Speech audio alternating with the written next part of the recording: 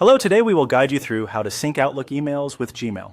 To get started, open Gmail and make sure you are on your inbox page. This is where we'll first adjust a setting that allows your Gmail account to connect properly with Outlook. Before moving on, it's a good idea to confirm that you're signed into the correct Gmail account, especially if you manage more than one. Once you're in Gmail, go to the top right corner of the screen and click the settings icon. This opens the quick settings panel. From there, select See All Settings to open the full settings menu where more detailed account options are available.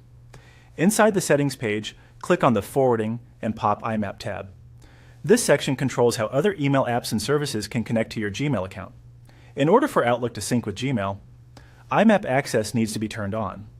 IMAP is the setting that allows your messages to stay synchronized across devices and email apps, so changes you make in one place can appear in the other as well. Make sure IMAP access is enabled. If it isn't already on, switch it on here.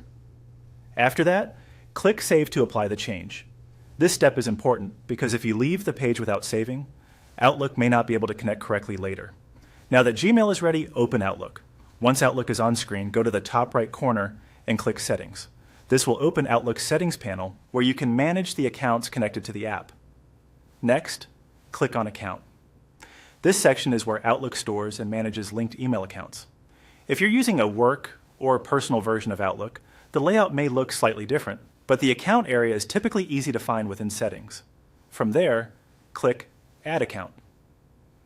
Outlook will begin the account setup process and guide you through the remaining on-screen prompts to add your Gmail account and complete the sync. During this part, simply follow the instructions shown in Outlook to finish connecting the account. Depending on your setup, you may be asked to sign in and confirm permissions so Outlook can access your Gmail messages.